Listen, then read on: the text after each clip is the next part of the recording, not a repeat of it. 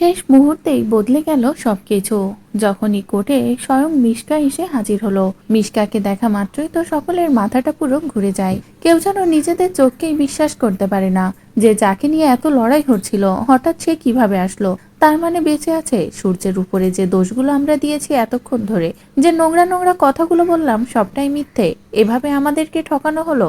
এই সবকিছু ভেবে সকলে এবার মিশকার দিকেই আঙুল তোলে যে মিশকা কত না জানি কত কিছু করতে পারে। এদিকে দীপা তো বলে যে মিশকার গর্ভের সন্তানটাও যে মিশকা কিভাবে এনেছে তারও কোনো ঠিক নেই। অন্যদিকে মিশকা বলে না, এটা সূর্যেরই সন্তান। এদিকে জজ সাহেব তো সকলের সামনে বলে এটা যদি ডক্টর সূর্যেরই সন্তান হয় তাহলে তার দায়ভার তো তাকে নিতেই হবে। এদিকে দীপা বলে না, কেন নেবে? যে সন্তান ডাক্তারবাবুর ইচ্ছেতেই হয়নি বা ডাক্তারবাবুর কোনো দোষই নেই, ডাক্তারবাবুর অজান্তেই হয়েছে, তার দায়ভার কেন নেবে? তখনই জজ সাহেব বলে কিন্তু এর তো কোনো প্রমাণ নেই। প্রমাণ তো এটাই বলছে যে সন্তানটা ডক্টর সূর্যের। ঠিক তখনই লাবণ্য এসে হাজির হয় কোর্টে আর বলে আমার ছেলেকে পুরোপুরি ভাবে নির্দোষ প্রমাণ করার দায়িত্ব এবার আমার। এক তো মিশকা বেঁচে আছে সেটা প্রমাণ করে দিয়েছে আমার ছেলের বউ, আমার বড় বউ। এবার আমিও প্রমাণ করে দেবো যে মিশকার গর্ভে যে সন্তান আছে তার আসল রহস্যটা ঠিক কি। বলেই সকলের সামনে ডক্টরকে হাজির করে লাবণ্য, যাকে দেখে তো মিশকার চোখ কপালে উঠে যায়। মিশকা বুঝতে পারে যে এবার এতক্ষণ ধরে মিশকা যে নাটক করছিল সবটাই শেষ হতে চলেছে।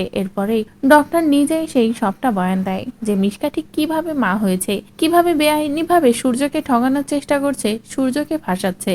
যেগুলো শোনার পরে তো সকলের বক্তব্য আবারও চেঞ্জ হয়ে যায়। সকলে মিশকার দিকে আঙুল তোলে। এদিকে জজ সাহেব তো বলেই তাই এবার মিশকাকে কঠিন শাস্তি হবে।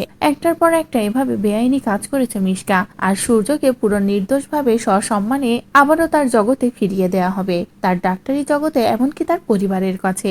এদিকে মিশকা তো কি করবে ভেবে পায় না। মিশকার আর কোনো রাস্তায় থাকে না যেখান থেকে মিশকা পালাবে। তো বন্ধুরা, এবার যদি মিশকার সব খেলা এভাবেই কোর্টে সকলের সামনেই শেষ হয়, এমনকি মিশকার বাচ্চার রহস্যটাও সকলের সামনে আসে, তাহলে সেটা দেখতে তোমাদের ঠিক কেমন লাগবে কমেন্ট করে জানাও। পরবর্তী আপডেট পেতে চ্যানেলটি সাবস্ক্রাইব করো।